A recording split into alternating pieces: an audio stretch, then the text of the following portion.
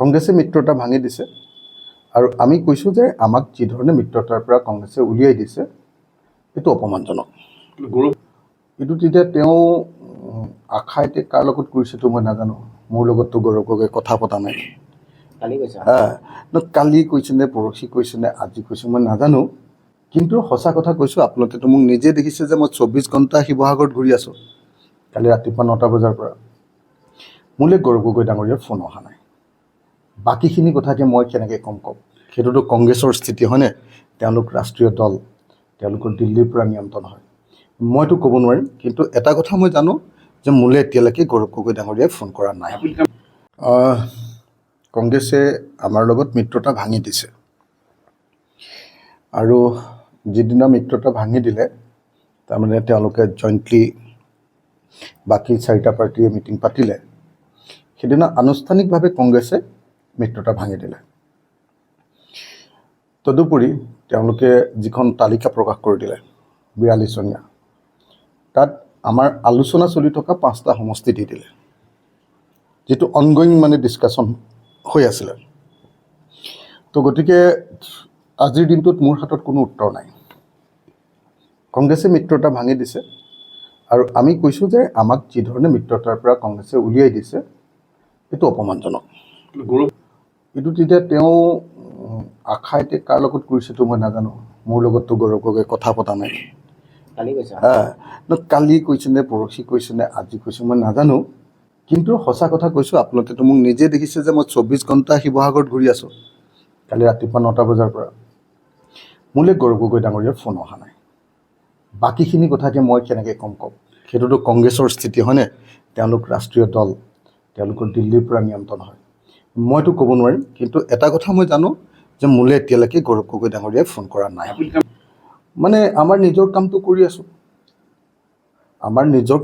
আছোঁ, এক মাহ নষ্ট কৰি দিলোঁ। 9 তাৰিখৰ পৰা 9 তাৰিখলৈ, 9 ফেব্ৰুৱাৰীৰ পৰা 9 মাৰ্চলৈকে কমপ্লিট এক মাহ সময় লোকচান হৈ গ'ল। আমি এই সময়ত বহুত ওপৰলৈ যাব পাৰিলোহেঁতেন। 66টা সমষ্টিত আমাৰ আবেদন আহিছিলে। আমাক এইবাৰ 6% ভোট লাগে, আপোনালোকে জানে। হয় 6% ভোট, নহ'লে 4জন আমাক মানে ৰিকগনিশ্যনৰ কাৰণে। তো তেনেকুৱা স্থলতো আমি কংগ্ৰেছৰ লগত এলায়েন্সত গুচি গৈছিলোঁ মাত্ৰ 13টা চিটত। তাৰপিছত যেতিয়া তেওঁলোকে গাদ্দাৰী কৰি দিলে আমাক, তাৰপিছত যেতিয়া তেওঁলোকে নিজে আঁতৰি গৈ বেলেগকৈ মিটিং পাতি আমাক আকৌ ডাব্বা দিব খুজিলে, আকৌ হেঁচা দিব খুজিলে যে তোমালোকক যিকেইটা দিছোঁ তাতকৈও কমত লোৱা, তেতিয়া আৰু আমাৰ পক্ষে মানে নমতাকৈ আমি থাকিব নোৱাৰিলোঁ। এতিয়া আমাৰ সৰু দল হিচাপে চবে আমাক দুখ দিব। ডাঙৰ দলবিলাককতো দোষ নিদিয়ে ন, চবে সৰু দল হিচাপে আমাক দুখ দিব। কিন্তু কথাটো হ'ল যে চাওক, কংগ্ৰেছ দলে মিত্ৰতাটোত আমাক এৰি 4জনীয়া সমিতি বহি আমাক এৰি মিত্ৰতা তেওঁলোকে ফিক্স কৰি পেলালে। নাম্বাৰ 1, সেইটো আমাৰ কাৰণে অপমানজনক। 2, 42জনীয়া তালিকা সেই সময়ত প্ৰকাশ কৰিলে যি সময়ত আলোচনা চলি আছে, তাত আমাৰ 5টা সমষ্টি সোমাই গ'ল। আমাৰ মাৰ্ঘেৰিটাকে ধৰি 5টা সমষ্টি সোমাই গ'ল। আপোনালোকে জানে মাৰ্ঘেৰিটা সোমালে, ডিমৌটোৰ কথাটো আপোনালোকে সকলোৱে জানে, শিৱসাগৰৰ সাংবাদিক হয়। আপোনালোকে সকলোৱে জানে যে আমি 25,000 পাইছিলোঁ, তেওঁলোকে পাইছিলে 5,000। তাৰপাছত তেওঁলোকে আমাৰ লগত আলোচনা চলি থাকোঁতে ডিমেটোৰ কেণ্ডিডেটেই ঘোষণা কৰি দিলে, আপোনালোকে নিশ্চয় দেখিছে। তো এইকাৰণে আমাৰ কাৰণে দিছপুৰটো ঘোষণা কৰি দিলে। তাৰপিছত আপোনাৰ কি কয় এইটো, তেজপুৰৰ কাষৰ কি কয় এইটো, বৰচলা ঘোষণা কৰি দিলে। আমাৰ কাৰণে চব, আমাৰ ৱৰ্কিং প্ৰেচিডেণ্টজন দিছপুৰৰ, জেনেৰেল ছেক্ৰেটেৰীজন বৰচলাৰ। এতিয়া যদি আমাৰ আলোচনা চলি থাকোঁতে আমাৰ ৱৰ্কিং প্ৰেচিডেণ্টজনৰ ছিটটো যদি ঘোষণা কৰি দিয়ে কংগ্ৰেছৰ তৰফৰ পৰা যে আমি লৈ ল'লোঁ, আমাৰ ৱৰ্কিং প্ৰেচিডেণ্ট আমাৰ পাৰ্টিত থাকিব নেকি? কওক যে তোমালোকে মোক কৈ আছিলা ছিট পাম, তোমালোকক আমি ছিটৰ কাৰণে কৈ আছিলোঁ, তোমালোকক এতিয়া নুসুধাকৈ কংগ্ৰেছে ঘোষণা কৰিলে, তাৰমানে তোমালোকে কম্প্ৰমাইজ কৰি আহিছা। 2জনকৈ জেনেৰেল ছেক্ৰেটেৰী, অলক নাথ আৰু আপোনাৰ ধৈৰ্য কোঁৱৰ, 2জনকৈ জেনেৰেল ছেক্ৰেটেৰী, তেওঁলোকৰ 2টা ছিট ঘোষণা কৰি দিলে। মাৰ্ঘেৰিটা আমাৰ আটাইতকৈ উদীয়মান জেনেৰেল ছেক্ৰেটাৰীজন আপোনাৰ গোৰ্খা সম্প্ৰদায়ৰ উদীয়মান যুৱ নেতা, চোকা ল'ৰা, জনতাৰ লগত সম্পৰ্ক আছে, গোটেই গোৰ্খা জনগোষ্ঠীটোৰ আটাইতকৈ এই সময়ৰ প্ৰমিজিং লিডাৰ হয়, তেওঁৰ কাৰণে ৰাখি থোৱা সেইটো ঘোষণা কৰি দিলে। তো গতিকে আমাৰ কাৰণে এইটো অপমানজনক হৈছে। আৰু আপোনালোকে মোক বাৰম্বাৰ সুধি আছে, কালিও মোক সুধি আছে যে এতিয়া আপোনাৰ লগত আলোচনা হৈ আছে নেকি। মই ভাবোঁ যে আলোচনা নিশ্চয় গৌৰৱ গগৈ আৰু মোৰ মাজতেই হ'ব লাগিব, হয়নে নহয় কওক। কাৰণ ইমানবিলাক ঘটনা ঘটি যোৱাৰ পাছত প্ৰেচিডেণ্টৰে হ'ব লাগে। কিন্তু গৌৰৱ গগৈ ডাঙৰীয়াই মোক এতিয়ালৈকে ফোন কৰা নাই, একবাৰৰ কাৰণেও এতিয়ালৈকে ফোন কৰা নাই। গতিকে মই কেনেকৈ ক'ম আলোচনা চলি আছে বুলি। গৌৰৱ গগৈ ডাঙৰীয়াই ফোন কৰি যদি মোক ক'লেহেঁতেন অখিল দা ঠিক আছে ভুল বুজাবুজি হৈছে, অকণমান ধৈৰ্য ধৰক, মই কৰি আছোঁ, তেতিয়াহ'লে বেলেগ কথা আছিলে। কিন্তু এতিয়ালৈকেতো ফোন কৰা নাই ন। গতিকে মোৰ কথাটো স্পষ্ট যে কংগ্ৰেছে এলায়েন্সটো ভাঙি দিছে আৰু কংগ্ৰেছে আমাক ৰাষ্ট্ৰীয় দল এটাই, আমাৰ আঞ্চলিক দল এটাক হেঁচা মাৰি মানে একেবাৰে আত্মসমৰ্পণ কৰিবলৈ চেষ্টা কৰাইছে। বিজেপিয়ে তেনেকৈ অসম গণ পৰিষদক মাৰি পেলাব, বিদেশী নালাগে বুলি অসম গণ পৰিষদে ইমান দিন আন্দোলন কৰিলে, তাৰপিছত খনত চহী কৰিহে আকৌ মন্ত্ৰীসভাত থাকিবলৈ পালে, এলায়েন্স কৰি থাকিবলৈ পালে।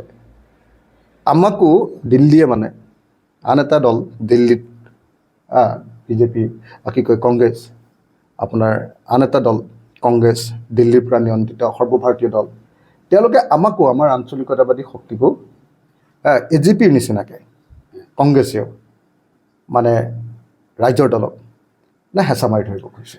কিন্তু সেইকাৰণে মই একদম খোলা খুলিকৈ কৈছোঁ, মোক আপোনালোকে এইবিলাক সুধি থাকি একো ৰিজাল্ট নাপায়। ৰিজাল্ট পাব গৌৰৱ গগৈক সুধিলে, আৰু ৰিজাল্ট গৌৰৱ গগৈৰ বাহিৰে বেলেগ তেওঁলোকৰ দলৰ মানুহ সুধিলেও নাপায়। সিদ্ধান্ত যি লৈছে গৌৰৱ গগৈ লৈছে মই জনামতে। তেওঁলোকৰ যিবিলাক মানুহ আছে, গৌৰৱ গগৈ আৰু আপোনাৰ ৰকিবুল হুছেইনে সিদ্ধান্ত লৈছে। বাকী মানুহবিলাকেতো আমাৰ লগত কথা পাতি থাকে, বাকী মানুহবিলাকে আমাক কৈ থাকে যে এইটো বেয়া হৈছে, এইটো আমুক হৈছে, এইটো এনেকৈ হোৱা হ'লে আমি ভাল পালোহেঁতেন, আমি কোনো পধ্যে আপোনালোকক এৰিব নোখোজোঁ। কিন্তু গৌৰৱ গগৈ যে একেবাৰে হেৰিয়াত উঠি আছে, মানে তেওঁতো আমাক একোৱেই খবৰ নলয়, এটাও ফোন কৰা নাই, হয়নে নহয় ছাৰ? অনুপ এবাৰোতো আমাক কোৱা নাই ন। গতিকে আমি কি কৰিম কওক। আপোনালোকে আমাক সুধি আছে, আপোনালোকে নিশ্চয় সুধি আছে আমাৰ লগত কংগ্ৰেছক কাজিয়া লগাবলৈ, আপোনালোকে নিশ্চয় আমাক সুধি আছে যে কেনেকৈ সংঘাতটো বঢ়াব পাৰি। কিন্তু মই বঢ়াবও নোৱাৰোঁ, কমাবও নোৱাৰোঁ, যি কৰিব পাৰিব গৌৰৱ গগৈ পাৰিব। গৌৰৱ গগৈ নিজে যদি ইনিচিয়েটিভ নলয়, এওনা দেলে বুলি কয় যে, এওনা দেলে আৰু এতিয়া কিমান মানে লিষ্টিং চলি আছে, আমাৰ নিৰ্বাচনী সমিতি বহি আছে, তেওঁলোকে ৰিকমেণ্ডেশ্যন দি মোলৈ এটা এটাকৈ পঠিয়াই আছে। গতিকে কিমানমান হ'বগৈ নাজানো, এতিয়া ৰিকমেণ্ডেশ্যন আমাৰ 66টা ছিটত আমাৰ আবেদন আহিছিলে, তাত চাই আছে এটা এটাকৈ কাক দিব পাৰি কাক দিব নোৱাৰি। কিন্তু এখন ডাঙৰ সম্ভাৱনাৰ দুৱাৰ খোল খাইছে। আমি এলায়েন্সটোৰ আমাক খেদি দিয়াৰ কাৰণে আমি ভয় খাইছিলোঁ। এলায়েন্সটোৰ পৰা আমাক বিশ্বাসঘাতকতা কৰাৰ কাৰণে আমাৰ মনটো বেয়া লাগিছিলে। কিন্তু এতিয়াতো গোটেই অসমৰ বহুত ডাঙৰ ডাঙৰ কেণ্ডিডেটবিলাক, যিবিলাকে গোটেই জীৱন জুৰি বেলেগ বেলেগ পাৰ্টি কৰি আছিলে, সেইবিলাকে আমাৰ লগত যোগাযোগ ৰাখিছে। গতিকে আমাৰ দলটো এলায়েন্স যদি নহয়, ডাঙৰ দল হৈ যাব, বহুত ডাঙৰ দল হৈ যাব। কিন্তু তাৰ পাছতো কি বাৰু হয়নে, তাৰ পাছতো যদি পৰ্বতৰ পৰা নানামে, আকাশৰ পৰা যদি নানামে, আকাশত চাং পাতি থাকে, আমি কি কৰিম কওক। আমাক দুখ দি থাকি লাভ নাই ন। আমাৰ সৰু পাৰ্টিৰ কাৰণে আপোনালোকে আমাক হেঁচা মাৰি ধৰে। গৌৰৱ গগৈ কেনেকৈ প্ৰশ্ন কৰকচোন 10টা মই চাওঁ। তেওঁক প্ৰশ্ন কৰা হৈছে কালি, তেখেতে আশা আছে বুলি কৈছে। এতিয়া আপুনি পৰ্বতৰ কথা ক'লে, আপুনি আশা ৰাখিছে নেকি তাৰমানে? মই একোৱেই ৰখা নাই, মোৰ আশাও নাই নিৰাশাও নাই। এতিয়া সমষ্টিত সোমাই আছোঁ, হয়নে নহয় ছাৰ? কালিৰ পৰা 1 মিনিট খাবলৈও পোৱা নাই, শুবলৈও পোৱা নাই। ৰাতি 2:30 বজাত মোৰ বেডৰুমৰ পৰা মানুহ ওলাই গৈছে। 2:30 বজালৈকে পাব্লিক জনতা, 2:30 বজালৈকে হয়নে, 2:30 বজালৈকে জনতা। ৰাতিপুৱা শুই উঠাই নাই, দৰ্জাখন ভাঙো ভাঙো হৈছে। মই একো ভাবিব পৰা নাই, এটাও ফোন কাৰো লগত কৰিবও পৰা নাই, কাকো কাৰো ফোন ধৰিবও পৰা নাই। গতিকে একদম এইবিলাক কথা কৈ লাভ নাই এতিয়া একদম বেলেগ কথা নাই অকল নিজৰ সমষ্টিৰ কথা ভাবি আছে কেণ্ডিডেট লিষ্ট কেতিয়া ওলাব মানে নিৰ্বাচন কমিটি বহি আছে আৰু কেতিয়া বহিব আজি বহি আছে দিন ৰাত বহি আছে আৰু এটা প্ৰশ্ন আপুনি লুৰিণজ্যোতি গগৈৰ লগত কিবা বুজাবুজি হ'ব নেকি আপোনাৰ নে আৰু গৌৰৱ গগৈ আপোনালোকে লুৰিণজ্যোতিক সুধিব যে লুৰিণজ্যোতি গগৈয়ে আমাৰ লগত বুজাবুজি কৰি আছেনে নাই আপোনালোকে লুৰিণজ্যোতি গগৈক সুধিব যে কংগ্ৰেছে যেতিয়া আমাক লাট মাৰি দিছিলে তেতিয়া লুৰিণজ্যোতি গগৈয়ে আমাৰ পক্ষত আছিলে নে কংগ্ৰেছৰ পক্ষত আছিলে গতিকে সিদ্ধান্তটো লুৰিণজ্যোতি গগৈ মোক কৈ কি লাভ আছে আমাকতো খেদি উলিয়াই দিছে আমিতো এতিয়া যি মন যায় তাকে কৰিব পাৰোঁ হয়নে নহয় আমাকতো খেদি উলিয়াই দিছে হয়নে নহয় কওক আমিতো যি মন যায় তাকে কৰিব পাৰোঁ যি মন যায় তাকে কৰিব পাৰোঁ তাৰ পাছতো যে ইমান ধৈৰ্য ধৰি আপোনালোকৰ লগত কথা পাতি আছোঁ তেখেতে একদম